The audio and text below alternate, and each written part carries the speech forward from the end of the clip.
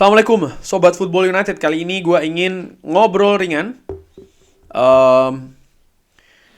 Ini video yang kesekian yang gue bikin sebenarnya hari ini. Kali ini ngobrol ringan aja terkait dengan kemenangan Manchester United. Setelah Manchester United menang menghadapi Nottingham Forest, gue lihat-lihat di sosial media, utamanya di Twitter, ini ada kabar yang menarik. Ternyata Manchester United atau Erik ten Hag, manajer Manchester United saat ini, Erik ten Hag, kemenangannya, ratingnya atau persentasinya ini dari 50 pertandingan pertama sebagai manajer Manchester United setelah Sir Alex Ferguson ya. Setelah eranya Sir Alex Ferguson, ini yang tertinggi. 70%. Tinggi bener ini. Bahkan lebih tinggi 10% dibanding Jose Mourinho. Dan juga lebih tinggi daripada manajer-manajer lainnya di Manchester United. Ya, menurut gua apakah ini apple to apple? Nggak 100% apple to apple perbandingannya, karena gua melihat salah satu faktor terbesar kesuksesan Erik ten Hag, selain memang ya gaya manajerial dari Erik ten Hag itu sendiri dan juga kemampuan teknis dari Erik ten Hag, juga bagaimana support dari manajemen yang berbeda.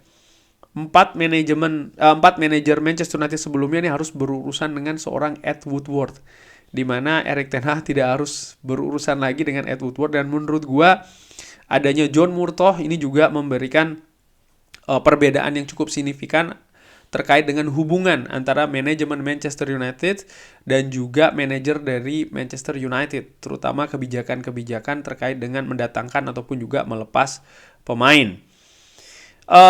Dari 50 pertandingan juga, kalau dibandingkan dengan manajer lainnya di Premier League, Pep Guardiola dan Jurgen Klopp, angkanya juga di bawah Erik ten Hag. 35 kemenangan berbanding 29 dan juga 23.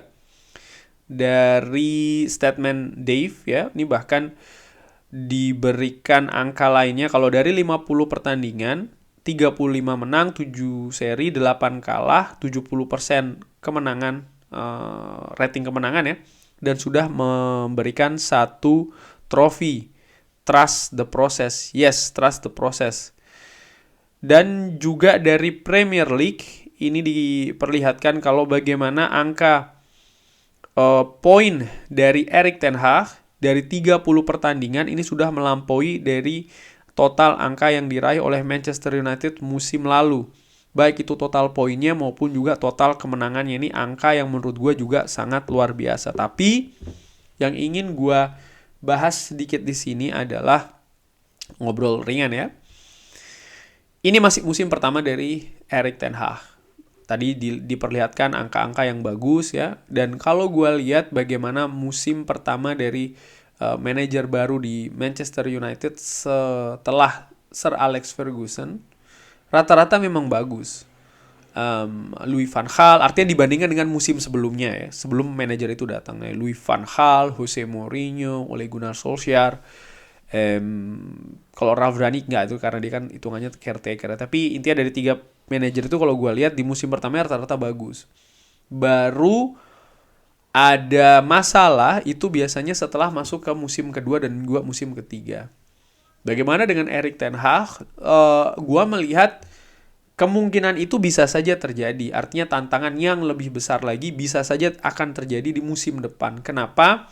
Ada 2 faktor. Seperti biasa 2 faktor. Nomor 1 adalah ekspektasi dulu. Bagaimana ekspektasi musim depan pastinya akan lebih tinggi daripada musim ini. Musim ini Manchester United target besarnya adalah lolos ke Champions League, ya kan? Lalu juga bagaimana bisa mendapatkan trofi. Yang dapat trofi sudah dicek, dapat. Champions League sedang berjuang sekarang ini ya. Musim depan bagaimana? Kan tidak akan sama dengan musim ini. Pastinya musim depan gua melihat Manchester United diharapkan ada di perburuan gelar juara Liga Inggris. Artinya berada di papan atas yang bisa memberikan persaingan dengan lebih konsisten ke gelar juara Liga Inggris. Trofi apakah akan dijadikan target? Tentu saja. Bagaimana musim ini sudah dapat di Carabao, punya peluang di FA dan juga di Europa League, pastinya juga musim depan akan demikian. Dan tidak main-main loh, musim depan Manchester United punya kesempatan untuk bermain di Champions League. Katakanlah lolos ke Champions League, maka di Champions League juga tantangannya besar.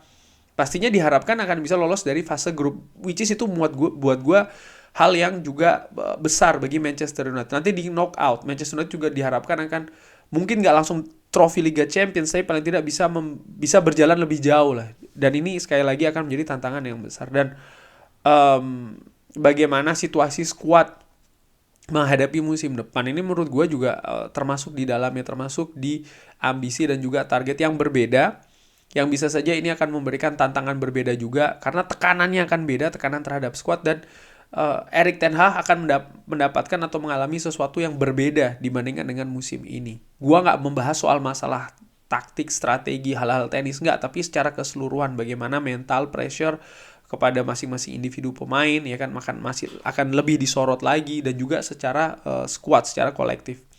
Lalu poin nomor 2 yang juga tidak kalah penting adalah pemilik baru dari Manchester United, proses penjualan dari Manchester United. Gua nggak tahu apakah akan lepas dari Glazer atau tidak. Kalau seandainya tidak lepas dari Glazer, satu kemungkinan dulu, maka ini akan menjadi kesulitan juga bagi skuad Manchester United, utamanya Erik ten Hag musim depan. Kenapa? Karena support pastinya akan minim jika dibandingkan dengan apa? Dengan musim ini. Oh tidak, gue nggak membandingkan dengan Manchester United sendiri. Gue bandingkan dengan pesaing-pesaing dari Manchester United, baik itu di Eropa maupun di kompetisi domestik. Ini akan memberikan tantangan yang juga sangat besar bagi Erik ten Hag untuk musim depan. Bagaimana kalau lepas ke pemilik yang baru? Tentu saja ini kabar yang positif, tapi tidak melulu akan menjadi hal yang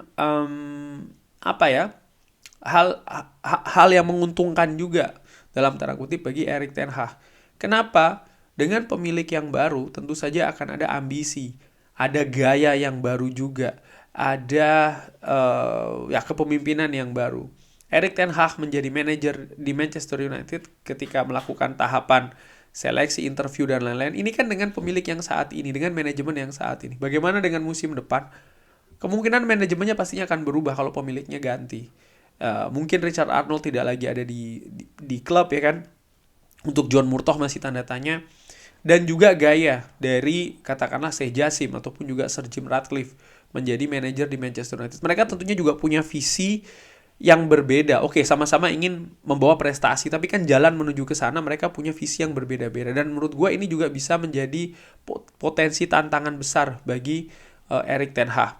Sebagai contoh, gue akan memberikan Chelsea. Todd Boehly, pemilik yang berambisi. Punya dana? Punya. Artinya juga pemilik yang kuat. Tapi lihat bagaimana terjadi saat ini di Chelsea, pergantian pelatih yang cukup sering ya kan. Lalu juga bagaimana pemain-pemain yang datang diberikan tanda tanya. Sebenarnya siapa ini yang ingin pemain-pemain ini datang, dan didatangkan pun juga dengan harga mahal loh. Artinya sekali lagi Todd Boehly berambisi dan punya kekuatan yang besar. Tapi apakah jalannya ini pas? Ini kan bisa diperdebatkan. Artinya bermuara juga akhirnya ke Chelsea, posisinya sekarang kesulitan ya kan untuk bisa berada di papan atas. Dan ini bisa saja terjadi di Manchester United musim depan kalau seandainya langkah yang diambil oleh pemilik baru dari Manchester United ini tidak 100% menempatkan sang manajer ini sebagai sosok yang disupport secara penuh. Bagaimana juga penunjukan manajemen? Apakah manajemen yang nanti akan ditunjuk oleh pemilik baru ini bisa bersinergi, bekerja sama dengan baik juga dengan manajer? Ini kan juga akan memberikan hal yang berbeda dan bahkan menantang bagi Erik ten Hag untuk bisa bekerja sebagai manajer Manchester United musim depan. Kesimpulannya apa? Kesimpulannya, gue sebagai fans 100% yang gue support itu jelas ada di sang manajer, karena bagaimana pentingnya ya, vitalnya sosok dari sang manajer ini. Dan saat ini Manchester United sedang dalam periode yang secara rata-rata bagus kalau melihat soal perbedaan dari musim lalu. Tapi dalam perjalanan sepak bola dimanapun pasti ada tren turun. Apakah tren turunnya ini cukup dalam ataupun berganti-ganti, artinya kadang naik, kadang turun, kadang naik, yang mungkin saja berbeda dengan perjalanan musim ini. Bisa jadi karena melihat musim ini Manchester United wah sudah on the track nih, maka musim depan akan diharapkan yang lebih tinggi lagi. Bisa jadi yang justru terjadi tidak demikian. Tapi gue tetap melihat manajer dari Manchester United setelah zamannya Sir Alex Ferguson, ini satu hal yang tidak didapatkan. Waktu yang lebih lebar lagi, yang lebih panjang lagi. Karena pada kenyataannya di masa sepak bola yang cenderung sering senangnya yang hal-hal instan ini, proses itu sering dikesampingkan. Dan proses ini kan tidak melulu menang-menang terus. Kadang juga proses ini harus melalui jalan terjal, kekalahan, ya kan, hasil-hasil yang mungkin tidak sesuai dengan diharapkan. Itu juga terjadi di 26 tahun bersama dengan Sir Alex Ferguson, manajer tersukses di Manchester United dan juga di tanah Inggris, ya kan. Dan gua sih melihat referensi gua ya ke Sir Alex itu, dimana ketika dia tidak mendapatkan hasil yang bagus, bagaimana fans, ya kan, bagaimana manajemen tetap percaya ada di belakang Sir Alex, sehingga akhirnya ada periode akhirnya Sir Alex Ferguson bisa sangat sukses. Dan menurut gua referensi ini masih tetap bisa dipakai, masih tetap bisa relevan kalau seandainya ya Erik ten Hag ini diberi kesempatan untuk berproses. Tentu saja harus terus dilihat progresnya ya. Maksud gue begini, kalau seandainya Manchester United berada di peringkat ke-10, berada di peringkat ke-15, ini hal yang tidak bisa diterima. Dan kalau seandainya pada saat itu terjadi, mudah-mudahan enggak ya, lalu Erik ten Hag ini disudahi, mudah-mudahan enggak sih. Ya menurut gue itu hal yang pantas. Tapi selagi itu tidak ada, ya tidak terjadi, dan menurut gue ekspektasi sekali lagi itu harus tetap diatur untuk musim depan. Jangan langsung melonjak ya, karena melihat apa yang terjadi musim ini, maka musim depan oke, sapu bersih semuanya, mendominasi semua kompetisi. Menurut gua ringan amatiran nampaknya masih belum demikian. Dan Erik ten Hag pun juga mengatakan kalau memang proses di Manchester United ini akan membutuhkan waktu. Mungkin bisa jadi 2 musim atau bahkan 3 musim. Kurang lebih demikian. Bagaimana menurut Sobat Football United? Ada tanggapan, komentar mengenai Erik ten Hag, progres dan juga prosesnya? Drop di kolom komen. Terima kasih sudah menyaksikan. Jangan lupa like, subscribe. Wassalamualaikum warahmatullahi wabarakatuh.